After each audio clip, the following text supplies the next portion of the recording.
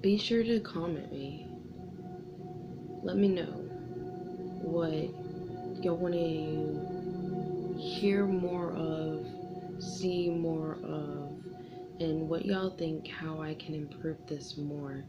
It's gonna take me some time to get more cards and different cards to be able to do this, because as of right now I don't have an income, and I'm working to create an income with something that I naturally and joyfully do anyway.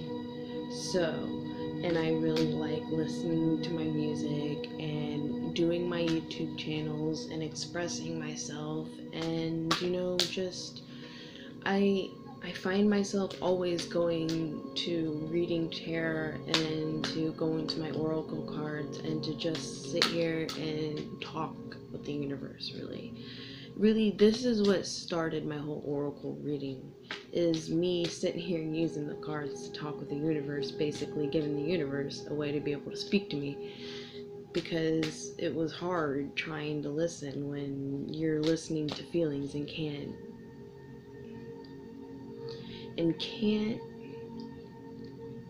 translate the feelings. And so the cards give it a way to translate it, because it is a connecting energy force between you, the cards, and everything around us, the omnipresent force of everything, the consciousness and everything. And so I was like, even though, yeah, well, in a way of traditional speaking, you're not supposed to become reliant on cards.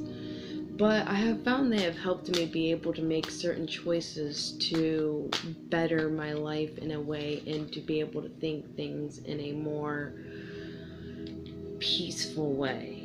Think about things in a more peaceful way, and to work with what I feel and what I want out of life to create the outcome that I really would love. And that making money would be purely not necessarily that it's easy, but the way I'm making money is not actual work to me. It became a plus instead of a necessity that I have to do to be able to survive. It became a plus to something that I naturally do anyway. And so that's how this oracle cards came about. And I guess this idea for doing a YouTube channel, and I'm sorry for mumbling and for being Aquarius, all you Aquariuses will definitely know, because I've heard other Aquariuses say it in tarot readings, that we are just mumblers, or not mumblers are really per se, but that we just go on and on and on and on. Before I go on and on again, okay, so these fell out, and I felt, I guess, I don't know, when I feel I need to do something, I kind of just go with it. And then if something presents itself to me, it's like, okay, this is what is wanting to be said to me. And if nothing, and I have had times where I've sat here for an hour and shuffled cards and did not get any cards, and I'm like, okay, what, do you have nothing to say, so it is pretty crazy. So it's interesting how I get these. And teamwork is what's gonna make everything easier. Work with others to make this situation come about. So working obviously well with, see, oracle cards are very self-explanatory. So usually when I do one-on-one readings, I can feel with the other person about what is it in their life, and usually something, especially when it came to friends, I could see personally, basically the whole map of everything when it came to their life.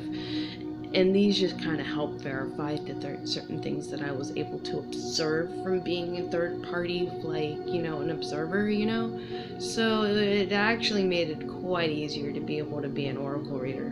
Even on top of that, a fortune teller, which is literally I mean, it's not that you're saying things that they want to hear. It's that it's the energy vibes that you get off them that is already within themselves anyway. And certain things that you go through when it comes to your life is why you went through, and to be able to explain and help them understand certain things, what they are going through, and what mental perspective to be able to have within themselves. And so I feel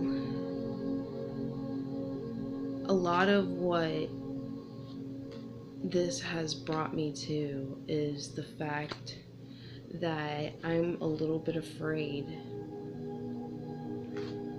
to really express myself on a level that I really should express myself.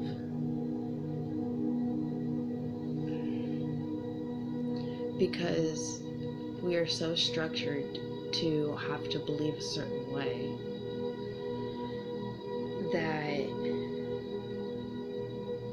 the way I see things is very hard to explain in a perspective where you have to come from complete, like, no religious background. It's pure spiritual.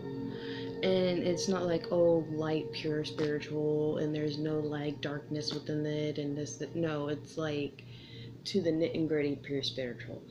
What I mean pure spiritual as in, like, there's no inch of religion structure or thought within it.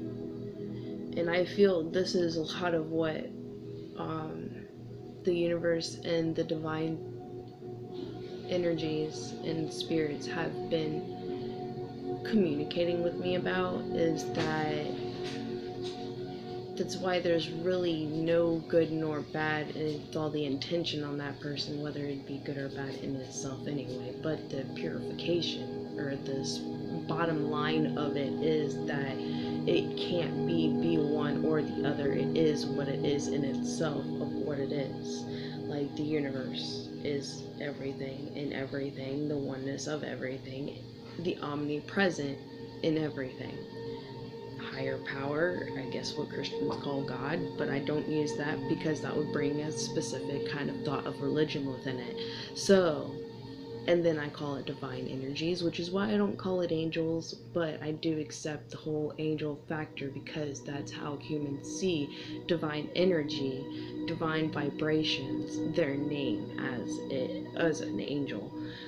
But that's what makes it hard for me to be able to say it in that way, which is why I say divine energies. And the ancient energies, the ancient ones of, you know, our ancestors, are the ones that were here way, way, way before us, kind of like ancient Indian ways, and the ways of how they had shamans, or wise men or wise women or seers to help direct the community.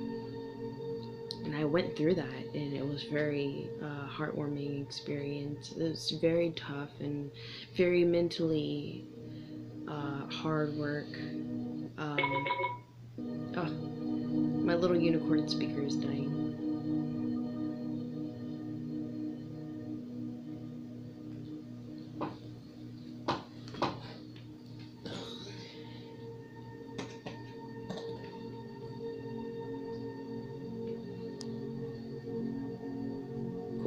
I just happen to have something right there. Saw a Facebook meme that says, "What do you have close to you at your bedside, closest to you at your bedside?" I guess obviously one of mine is definitely a charger. So I guess I was shuffling this, or did this deck just kind of fall over, and it fell over